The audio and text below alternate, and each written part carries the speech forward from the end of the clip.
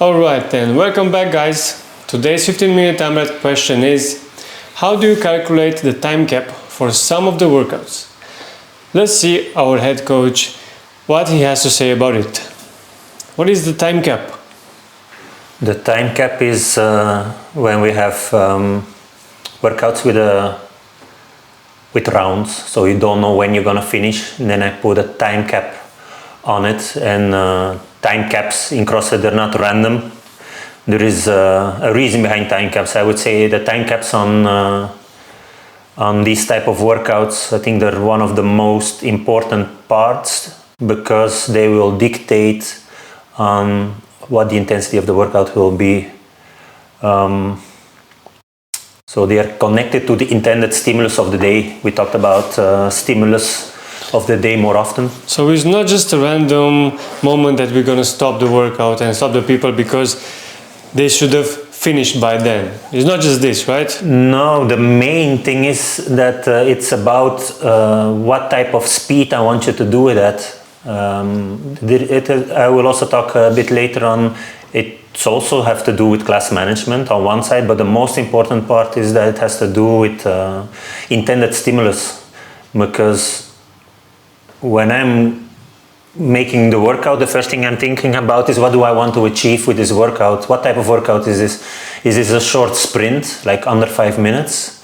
Or is this like a classic metcon, 10-15 minutes, like most of the metcons fall like around that 15-minute mark? Or is it a longer grindy metcon, 15 to 20 minutes? Or is it like a long aerobic part like we have in the endurance, that's always like 20 minutes plus? Mm-hmm. So that's first what I'm thinking about. Okay, what type of workout do I want to do? And I want to put variation in the programming, so to give you a little bit of everything. Majority of the metcons usually fall around that 15 minutes, but sometimes we go longer, sometimes we go shorter. But a time cap helps people approach the workout in a certain way that they like. The example I like to give is like, we can have 100 meters of volume of workout, let's say, to keep it easy and you're running 100 meters, but I can sprint it or I can walk it. It's the same volume, but it's a different approach. It's a completely different workout. So that's why the stimulus of the workout is important. So when the time cap helps give you a goal, give you a stimulus of in how much time do I need this to be done, you're going to approach the workout in a different way if I say it's 20 minutes or it's 30 minutes. So you will make choices in scaling that will influence you reaching that time cap. It could be that means that you cannot do the RX weights or the RX movements, but that's where the whiteboard brief comes in, where the coach every day explains you the stimulus of the day to help you make the choices to reach the time cap. And to the time cap, you need to reach it to do the workout in the stimulus, in the intensity that I as a programmer intended it to be. Mm-hmm. Is it a grinder? Is it a sprint? It's going to be a different feeling of the workout and also a different approach and strategy. So when I'm making the workouts, that means that I'm going to have to estimate the pacing. And I need to estimate the pacing based on different levels of the gym. I have the beginners, I have the intermediate, I have the advanced guys. When I make a workout and I set a time cap, I'm always trying to think of the average member. Not of the fastest, not of the slowest. So I'm thinking of the average member. Will he be able to finish the workout with a decent amount of intensity at this time cap? That's what I'm having in mind. Some will be faster, but that's okay. Because I've had a discussion with some people that, for example, let's say I set the 18-minute time cap and they finished in 15 minutes and then they think, but then I have time to do another round. No, I want you, I'm happy that you can do it faster than the 18-minute time cap if it's at RX weights. If you did it faster than the 18 minutes and you're not at RX weights, similar workouts in the future, try to make it a bit more difficult, get a bit closer to the RX movements or the RX weights so you get the intensity from there. But if you're at RX and you do it faster, good. I'm happy that the fitness allows you to do so. That would be the same like 21:59 Fran, pull-ups and thrusters. Okay, I would put a time cap for most people on 10 minutes, but I would love you to do it in 2 minutes. Doesn't mean because you do it in 2 minutes that I need you to do another time that entire workout. No, this is very high intensity. I'm very happy that you have the fitness to do it at RX weights, RX movements in that time. Just take the rest. Take a cool down. Not every day needs to be about volume. If I would want you to work for 18 minutes straight, I would have just made it an 18-minute AMRAP.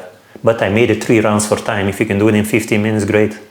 If you're going over the 18 minutes, probably we need to talk a little bit about how you scaled it. But if you can do it RX faster, perfect. So to go back to my pacing, so when I make a workout, I'm thinking about the average member, how fast could he do it?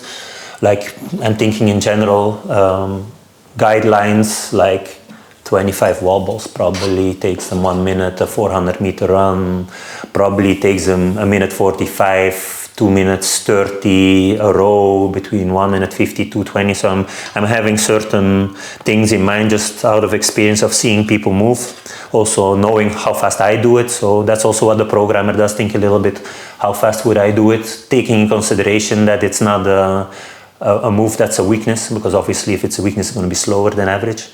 So like this, I go through the exercises of the metcon and I'm trying to estimate how long that metcon will take from round to round, also keeping in consideration after 3 rounds they will start slowing down because the fatigue starts kicking in. So if now you listen to this and you say, I'm average fit, but I'm getting time capped on a regular basis, that could mean 2 things. Or you're not average to my standard, because I'm thinking about a certain standard, what is average, or you... or the most common one is you just don't scale appropriately to after hearing the stimulus explained by the coach, and that coach each day will give you an explanation of the stimulus according to the goal of the day. He's trying to give you guidance. How should the weights feel? How many sets should it take to finish, I don't know, 20 reps of power cleans or 15 pull-ups? How long should it take per round on average to be able to, like in the example, say, to be able to finish in 18 minutes, the time cap? Is it in 3 rounds easy to just say 6 minutes, 6 minutes, 6 minutes? No, the first round should be faster, probably 5 minutes, because the second round is going to go a bit slower. The third round is going to go a bit slower. Every time, maybe 20 seconds, you'll be slower. So we're keeping that in consideration when we give you the stimulus. This makes me think of, I think last episode we talked about the in-between athletes. What is it if I'm going to pass the time cap with, let's say, 10 reps in a workout or 1 round? Is it a big difference or not? To pass it with 10 reps? Yeah, the time cap catches you mean me. It's 18 minutes and you only did 2 of the 3 rounds? Yeah, if I have like 2-3 reps and I finish the whole workout in the time cap, or I have 1 more round. Did I went something wrong with the weights, or is acceptable a few reps if it catches me, because it's a thin line over there? It's a thin line, yeah, but it's a difference between having 30 more seconds to work or have a full round of another 5 minutes. I don't think any of our coaches will stop you at minute 18 if they see you're in the last exercise and they ask you how many reps and you say 10. In 30 seconds you'll be done. Or when you're on a machine, on a rower, for example. You're on the rower, you still have meters. 30 seconds of rowing left. Mm-hmm. No, you didn't reach the time cap, but you were very close to reach it, so the stimulus was appropriate. But if the workout tires you so much that it takes you 30% longer per round to finish, then I think 18 minutes you had enough, you should be stopped. And then the explanation should be that you need more scaling the next time you try a similar workout, so that first round goes fast enough that you can maintain close to that same pace for all rounds. And I think not only members, coaches also do this mistake with scaling. Scaling is the weight or the difficulty of the exercise on gymnastics, or even on weightlifting. Like instead of power cleans from the ground, we do hang power cleans or another variation, or we do less weight, or we do another variation of pull-ups. So difficulty level and weight, that would be the first obvious things to scale, but the one that is looked over too much is that scaling in volume. Instead of 10 reps on that exercise, every round you do 7 reps. And then that will allow you to go unbroken, and then that will maintain the stimulus that I'm after. So people should sometimes leave the ego, and it can be also less reps especially if it's a workout, if it's an exercise that you struggle with, or it's not one of your strengths, or it's a bit technical and you're not that smooth, so you move slower because you're still thinking about the technique. It can be less reps, and then you'll still, from round to round, keep the speed that we're after. So I think it's important to know that scaling is not a defeat. Scaling just ensures you that you get most out of the workout according to the fitness level you have on that moment. And I think too many people, because we work in group, still somehow feel bad that they change something in the workout. I think you're the smart one if you change something in the workout, because that means that you're self-aware enough to know your strengths and weaknesses, and that you're working at the fitness level you're at now. What do you mean? You shouldn't come completely destroyed out of a workout just because you wanted to be stubborn and you wanted to do all the reps and you wanted to do heavier weight.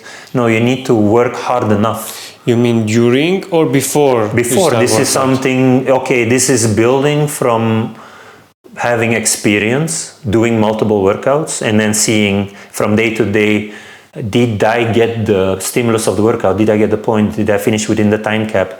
Did I go on that exercise like the coach said, unbroken? Did I not? Then maybe next time on those kettlebell swings, if he says 25 reps, I would expect you to pick a weight that you can do a set of 15 and a set of 10 and do it in 2 sets, the 25 reps. But I broke it up 4 times, then it's a sign that I'm missing something. Maybe next time I need to go or less reps, keep the same weight, or I need to go lighter weight and then break it up how he explained you. It's a difference in breaking it up 4 or 5 times or doing it in 2 sets. It will feel different on how it feels. So these are things that you need to learn, metcon to metcon, but that also even without any experience, you should get this out of the coach's explanation, and it takes a little bit of self-awareness. You can have per exercise maybe one workout that maybe you're off, but that workout should have taught you something for the next time you do that exercise. What do I feel comfortable with rep-wise and weight-wise at this particular exercise? So from workout to workout, we get more self-aware, we get more in tune with how we move, how we perceive exercises, how we perceive a volume at certain exercises. Also, I tell people what you feel the day after, muscle soreness wise, can also be an indicator. If it's a workout with a lot of push-ups and then you think a little bit, how much push-ups did I do today? 100, but it made me sore for 4 days. The conclusion to pull from that is that 100 at the moment in one workout of push-ups is too much volume. So next time when I see a workout with 5 rounds of 20, maybe it should be 5 rounds of 15. And we will have, 75 reps in total. And then I'll feel again, I'm a little bit sore, but on the second day was gone already. Then the volume was perfect. And I will build from there. So we make conclusions. I would like people to think more before and make conclusions after. It will make their fitness journey more enjoyable, because you don't need to be fully fucked up to get benefits. You need to have enough stimulus to make a change, not be completely wrecked after every training, because that means you're not coming back on a regular basis enough to make real progress. Another reason, we're back to time caps. Another reason for time caps is class management, and is one where a lot of members don't think about. The time cap also is connected organizational part of what we do. CrossFit is based on a 1-hour class, so to make sure that everything runs smooth and it fits the warm-up, and on some days a weightlifting or a gymnastics, and then still a metcon, and then a little bit of time after to clean up material and maybe a bit of cool down.